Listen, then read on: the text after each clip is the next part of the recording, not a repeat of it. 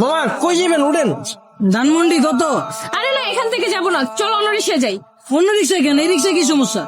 এখান থেকে রিক্সাওয়ালারা ভাড়া বেশি চায়, হেঁটে গিয়ে সামনে থেকে নেই, ভাড়া কম পাবো। মামা আপনারা খুশি হয়ে যা দিবেন এটাই সই, উঠেন। আরে তুমি জানো না, ওরা এই কথা বলে, পরে রিক্সা থেকে নামার সময় কাহিনী শুরু করে দেয়। তুমি তো কাহিনী করতেছো।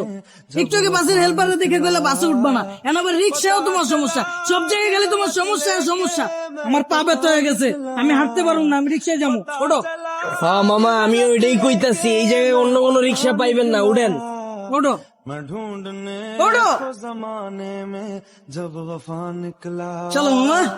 मैं ढूंढने को जमाने में जब वफा কি খেলা দেখাইলি রে টুম্পা, শিখলাম। মামা তুমি টুম্বা কইলা কে? টুম্বা কেডা? মামা কঠিন কাহিনী, আমার গার্লফ্রেন্ডের নাম ছিল টুম্পা। কি কও মামা? আমার গার্লফ্রেন্ডের নাম তো টুম্পা। কি কও মামা, আসলেই? হ্যাঁ, কিন্তু মামা তুমি রিক্সা চালাও আর প্রেমও করো, ব্যাপারটা কিন্তু ইন্টারেস্টিং। না মামা, প্রেম করি না তো, করতাম। আর রিক্সা চালায় তো প্রেম করি নাই মামা, ওর লাগে প্রেম করছি দেখে আজকে আমার রিক্সা চালাইতে হইতাছে, আর নাইলে তো মামা আজকে আপনার জায়গা থাকতাম। আরে টুম্পা, তোর লাগে প্রেম কইরা আজকে আমার হাতে হ্যান্ডেল পায়ে প্যাডেল। কি কও মামা? প্রেম করে মানুষ দেবদাস হয়ে যায় শুনছি, কিন্তু প্রেমের লাগে মানুষ রিক্সা চালায় এটা প্রথম শুনলাম। মামা তোমার কাহিনীটা কিন্তু ইন্টারেস্টিং লাগতেছে, গল্পটা কও শুনি। আরে বাবু কি শুরু করছো? ওনার এই ফালতু গল্প শুনে আমাদের সময় নষ্ট করে লাভ আছে? তার চাইতে চলো তুমি হেডফোন বের করো, আমরা গান শুনি। আরে না, মামার কাহিনীটা অনেক ইন্টারেস্টিং, মামা তুমি কও।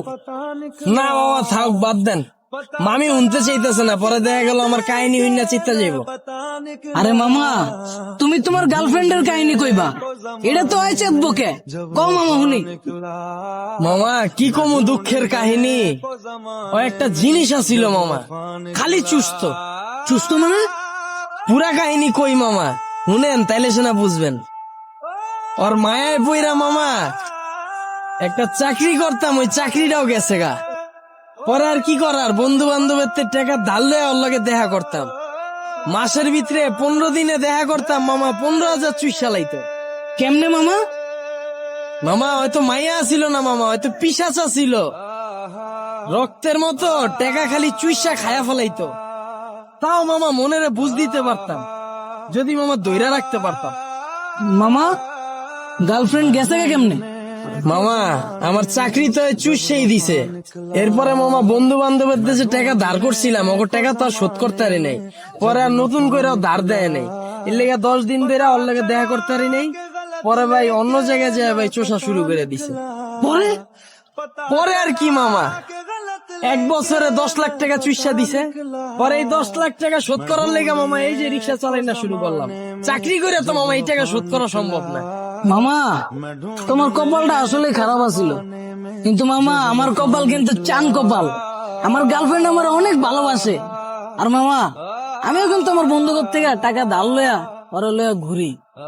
কিন্তু মামা ভালোবাসার কাছে টাকা পয়সা আসলে তুচ্ছ জিনিস, কি কও জান?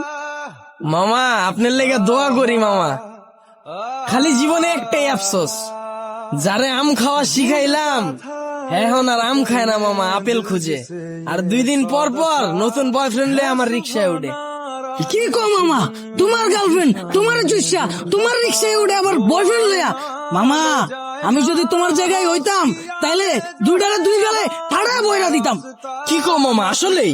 হ্যাঁ, তুমি দরকার হইলে আমার নাম্বার লয়ে লও, অগরে যখন পাইবা আমার নাম্বারে কল দিবা, দরকার হইলে আমি আইসা অগরে থাবড়ে যাবো।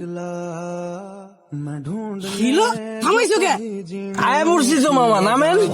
ও আয় বলছো, पता चला कि गलत लेके मैं কত দিমু? কিরে তুই আমার মালিকা? মামা আপনিই তো কইলেন পাইলেই কানের নিচে বাজায় দিতে। আমারে হাতে হ্যান্ডেল পায়ে প্যাডেল যে পরাইছে ওই জিনিসই তো এইটা, এটাই তো এখন আপনার কপালে জুটছে। আর আপনি কইলেন না হেল্পার রে দেখা উঠতে চায় না এই বাসে, ওই হেল্পারও আমার মতোই চাকরি করতো, ওরে চুইসা হেল্পার বানায় দিছে, এরপর আপনারও ধরছে। যাক মামা সাবধানে থাকেন, আমার ভাড়াটা দিয়ে দেন।